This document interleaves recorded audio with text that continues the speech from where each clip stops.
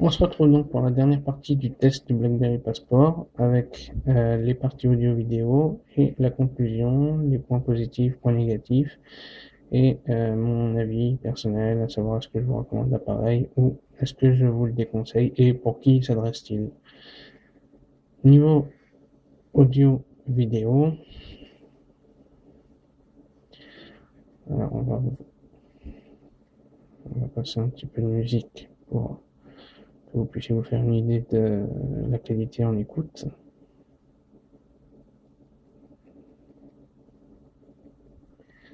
Et une vidéo pour que vous puissiez voir un petit peu le rendu sur l'écran. Voilà, on va aller sur YouTube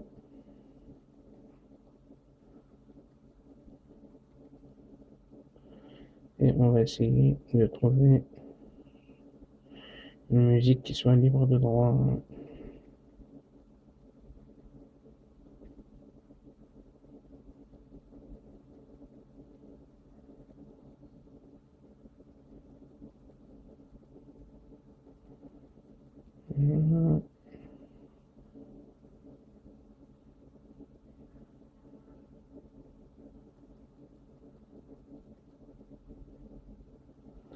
Alors, celle-là, qu'est-ce que ça donne?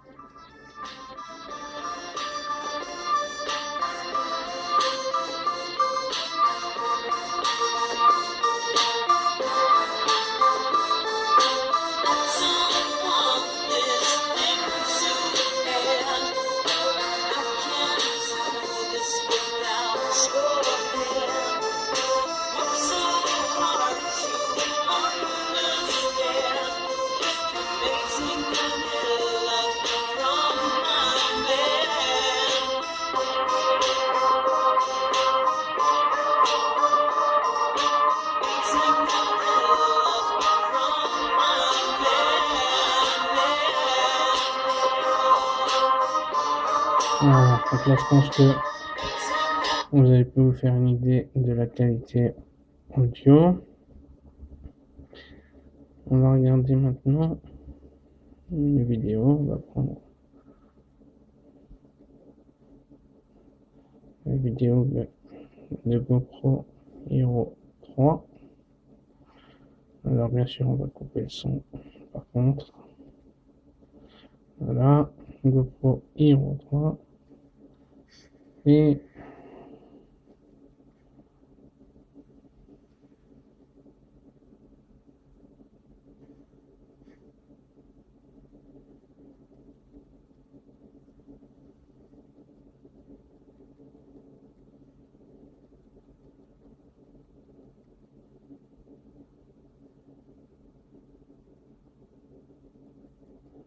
moi j'essaie de vous cacher les reflets de sorte à ce que le rendu soit correct.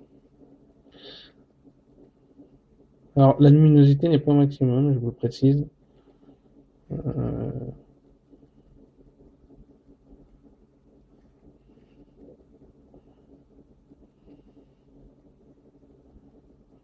Donc là, elle est à peu près un peu plus du tiers.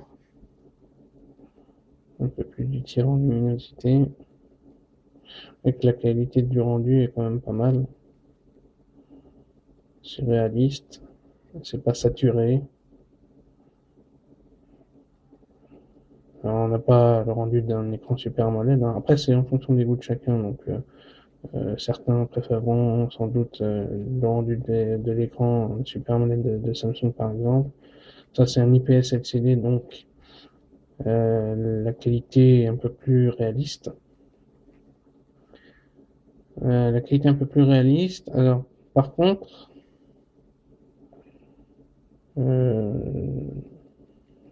les couleurs seront moins vives, voilà, moins flatteuses, on va dire, mais plus réalistes. Voilà, donc là, je pense que vous avez pu. Alors, je vais quand même vous montrer un petit peu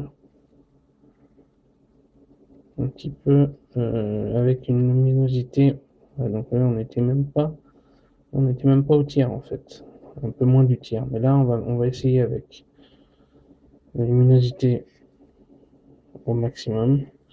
Je vais pouvoir en faire une idée.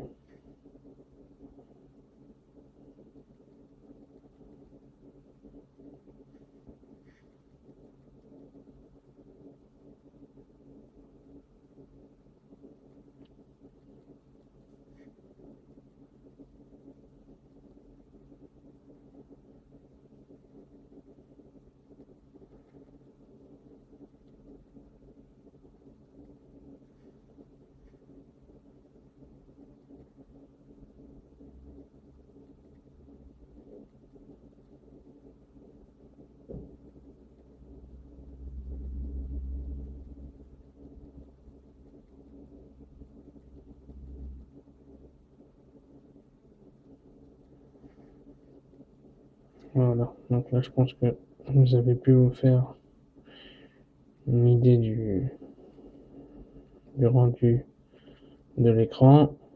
Voilà, donc on va rediminuer, on va remettre au tiers.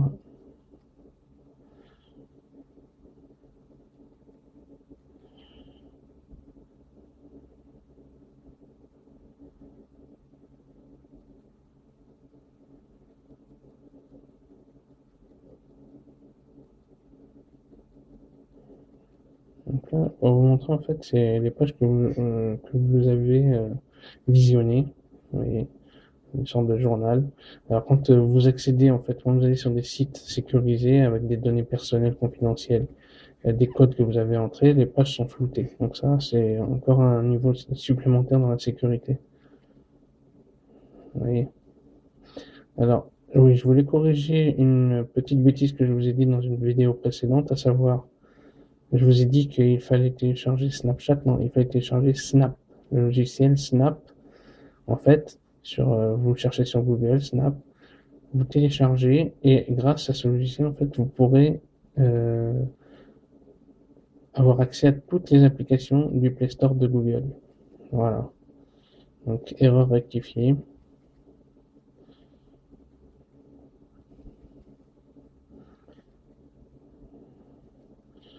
Erreur rectifiée. Maintenant, on va faire la conclusion de ce test du BlackBerry Passport. Alors, pour en revenir à son design, vous voyez que c'est un design assez imposant. On peut l'avoir bien en main malgré tout. Voilà. Bon, c'est sûr que c'est pas, on va dire, un smartphone utilisable à une seule main. Ça va être un peu difficile d'utiliser à une seule main, surtout pour rédiger, encore et même pour l'écran, vous voyez, faut le maintenir en bas avec le petit doigt pour pouvoir, voilà. Donc, en fait, l'utilisation la plus appropriée sera comme ça à deux mains. Alors, surtout pour rédiger, même pour surfer sur le web ou pour accéder aux applications. Ensuite, donc, pour en revenir à son design, voilà, vous avez un passeport et vous avez le BlackBerry Passport et vous pouvez voir que le format a été à quelques millimètres près, hein, quelques millimètres près, le format a été inspiré par le document passeport. Voilà. Mais il y a un document qu'on va dire qui est facilement transportable, donc vous comprendrez que même le BlackBerry Passport est un smartphone qui, malgré sa taille imposante, se transporte facilement. Enfin, vous pouvez le transporter, on va dire, vous pouvez le mettre dans une poche de veste sans aucun problème. C'est pas un smartphone qu'on mettra dans une poche de pantalon à l'arrière ou à l'avant de toute façon. Et encore moins si on porte un pantalon jean slim par exemple. Voilà. Mais en même temps, c'est rare de mettre son téléphone dans la poche arrière ou la poche avant de son pantalon. Faut être réaliste. Ensuite, donc mon avis sur le produit, sur l'appareil. Alors c'est un bon appareil. Il a cependant quelques défauts, donc que je vous ai cités lors de toutes ces vidéos, à savoir la qualité en écoute qui est décevante. clairement décevante parce qu'on est en droit d'attendre une qualité irréprochable, sachant que le smartphone est axé productivité, s'adresse aux professionnels, a été vanté comme tel par la marque BlackBerry. Donc, avec toute la communication qui a été faite autour de cet appareil, c'est décevant de constater que la qualité d'écoute en communication, en conversation, la qualité avec un kit main libre. Alors, les kits main libre, apparemment, j'ai retesté et euh, apparemment tous les kits ne sont pas compatibles avec cet appareil. Alors, même en enfonçant bien la fiche, en fonçant bien la fiche, pardon, le jack, il y a quand même des grésillements qui persistent et ça, du coup, c'est inadmissible. Voilà. Ensuite, le clavier, je vous ai dit, je trouve que c'est décevant que la marque n'ait pas pensé ou n'ait pas souhaité intégrer les caractères spéciaux et les chiffres sur ces touches-là directement. Ça aurait permis un gain, une optimisation de l'écran encore plus impressionnante. Puisque là, du coup, quand vous rédigez un mail ou un SMS, vous voyez, il y a un clavier virtuel qui s'affiche en supplément sur l'écran, et c'est dommage. J'aurais préféré que tout soit concentré sur l'écran physique et sensitif. Euh, mais bon, peut-être pour le prochain modèle, espérons-le, pour le BlackBerry Passport 2, pourquoi pas. Et ça serait bien d'ailleurs. Ensuite, la, la batterie qui n'est pas amovible, ça c'est clairement un défaut, un problème même, sachant que le design le permet. Le design le permet puisque c'est du plastique, du polycarbonate. Donc BlackBerry là a fait carrément une erreur stratégique, je trouve. Euh, voilà. D'autant plus que là, vous avez un clapet qui se déclipse pour pouvoir accéder à la carte SD, à la carte nano SIM. Donc le capot pour la batterie aurait clairement pu être amovible là également. Alors, l'appareil photo, c'est pas un foudre de guerre non plus, c'est pas un photophone. Hein. L'appareil n'est pas destiné n'est pas destiné à être un photophone à la base. BlackBerry n'a pas centré sa communication là-dessus, donc on lui pardonnera. Alors, il produit de bons clichés malgré tout, hein. C'est pas décevant, mais c'est vrai qu'on aurait pu avoir mieux. Voilà. Et puis le zoom numérique 5 fois, franchement, à éviter. À éviter, parce que l'image se dégrade dès que vous commencez à zoomer, donc ça c'est carrément inutile. Je pense que, et je m'adresse là à tous les constructeurs, soit vous avez le courage et la volonté de nous proposer des zooms optiques, même 2 fois, qui seraient plus intéressants et plus qualitatifs que des zooms numériques, ou alors abstenez-vous carrément de proposer des zooms numériques parce que c'est ridicule, ça sert à rien et la qualité est vraiment pas au rendez-vous. Voilà. Le flash LED, bon, c'est un flash LED, hein. C'est sûr qu'on n'a pas la qualité d'un flash au xénon. Maintenant, comme je vous ai dit, c'est pas censé être un photophone. Voilà. Donc c'est un appareil qui est polyvalent malgré tout, professionnel. L'avantage de BlackBerry, c'est que vous pouvez recevoir rapidement, quasiment instantanément vos mails. Vous avez une facilité pour y répondre, pour rédiger des textes, pour travailler vos documents, PowerPoint, Word, Excel. Vous avez toutes les normes de connectivité. Vous avez la 4G+, avec toutes les bandes. Vous avez le Wi-Fi, le Bluetooth 2.0, GPS GLONASS. Vous avez un lecteur qui permet la lecture des formats vidéo les plus répandus. Vous avez un lecteur audio qui permet la lecture des formats haute résolution, à savoir WAV et FLAC. Vous avez donc quand vous réalisez des vidéos, les formats d'encodage également qui sont alors il peut lire les DivX également, ça c'est à signaler. Donc à ce niveau-là, il est bien fourni, bien équipé. Ensuite, vous avez des fonctions, donc BBM, qui vous permet des chats en instantané, la possibilité de faire des réunions, des meetings, donc à plusieurs. Vous avez un niveau de sécurité qui est optimal, vous avez un niveau de personnalisation qui est assez bien fourni, vous avez un flash LED, un brouillon LED, pardon, qui vous permet d'adapter à vos correspondances, savoir vous voulez vous voulez attribuer une couleur à telle ou telle correspondance, ça c'est faisable, et ça, pas tous les smartphones le proposent malheureusement. En niveau LTE, comme je vous disais, il, euh,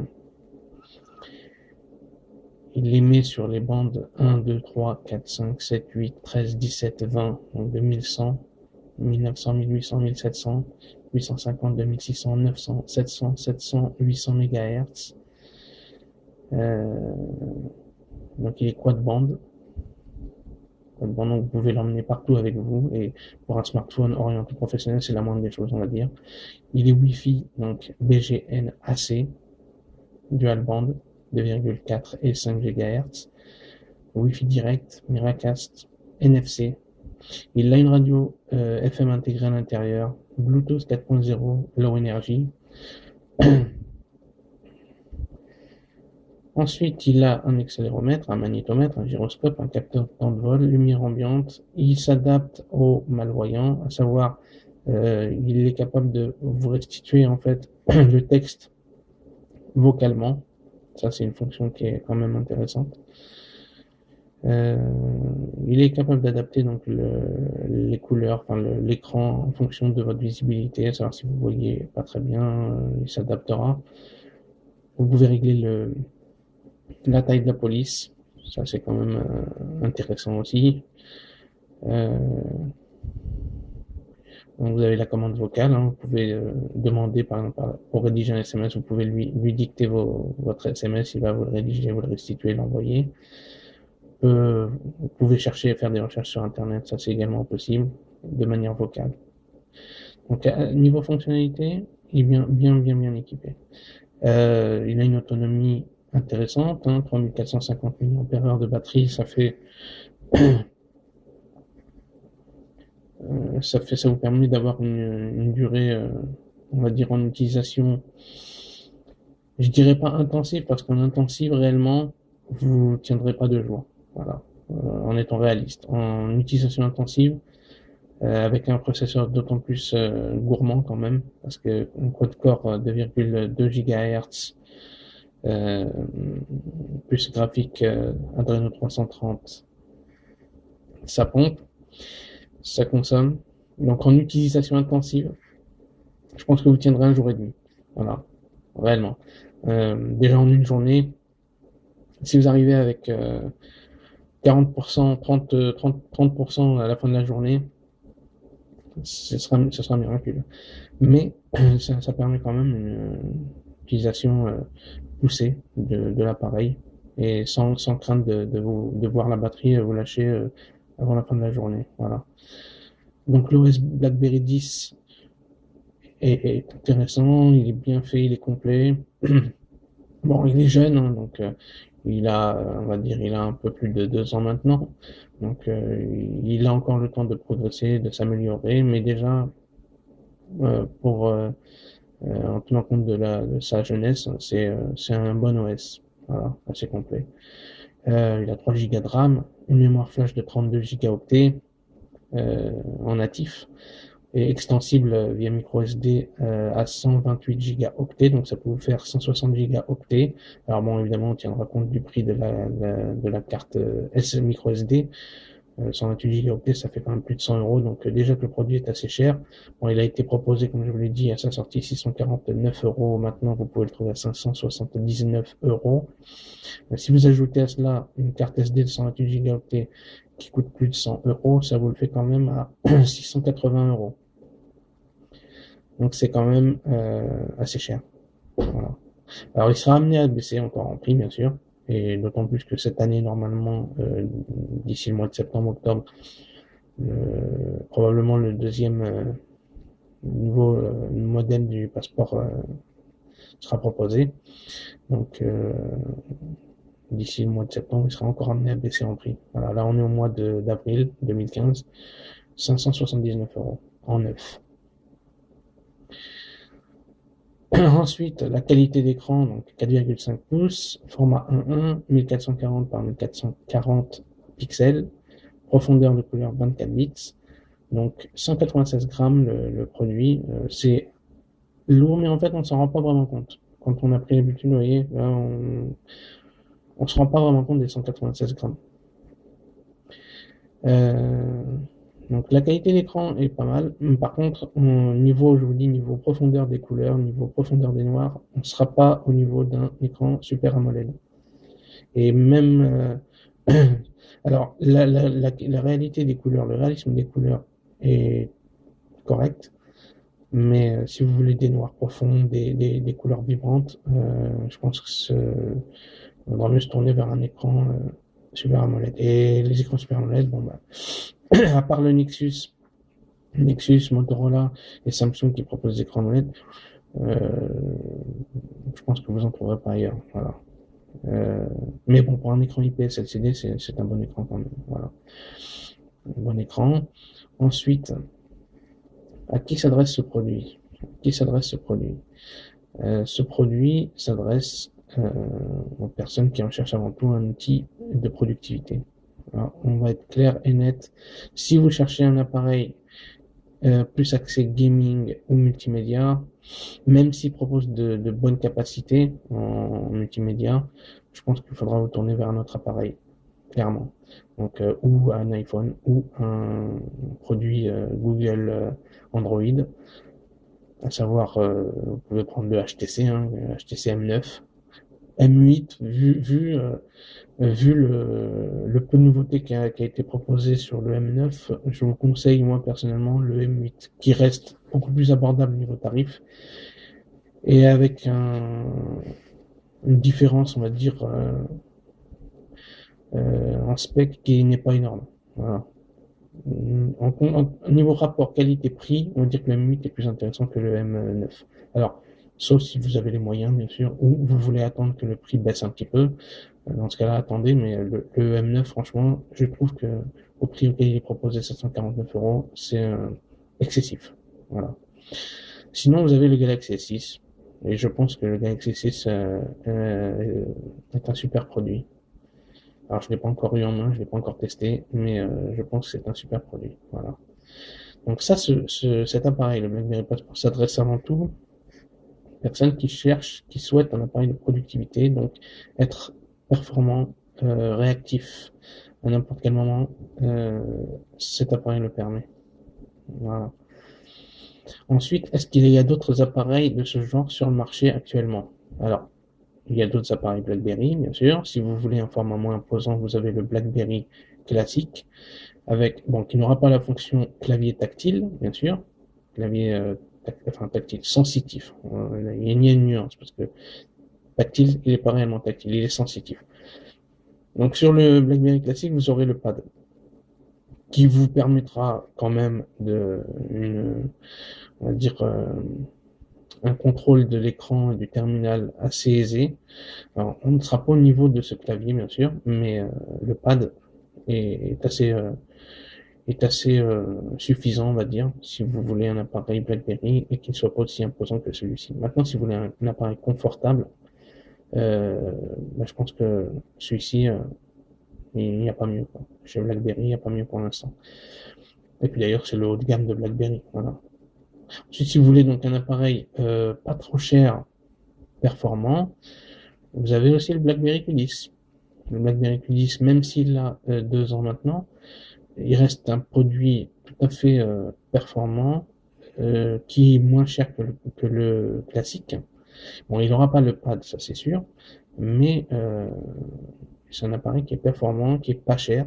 Il est maintenant, vous pouvez le trouver à 220 € chez certains commerçants. Et les caractéristiques techniques sont quasiment les mêmes que le classique. Voilà. Donc ça, c'est si vous voulez un appareil BlackBerry. Maintenant, si vous voulez, si on va dire si vous l'OS vous importe peu, vous pouvez vous tourner vers ou Apple. avec son iPhone 6 ou l'iPhone 6 Plus, même si l'iPhone 6 Plus, là c'est pareil, il a au moins 4 bons centimètres de plus, voire 5 centimètres de plus par rapport au gabarit de ce BlackBerry Passport. Donc c'est assez, on va dire, c'est assez volumineux, c'est assez imposant comme gabarit. Voilà, déjà que celui-ci, bon, ça reste correct, mais il est assez grand quand même. Mais alors, imaginez 5 centimètres de plus en main, ça fait énorme. C'est clairement une phablette et en plus qui n'a pas été optimisée. Alors les produits Apple sont de très bons produits. Maintenant, l'optimisation n'est pas encore optimale, pas encore poussée, n'est pas encore digne de certains autres produits, comme par exemple Huawei Mate 7. C'est une phablette de combien, c'est 6 pouces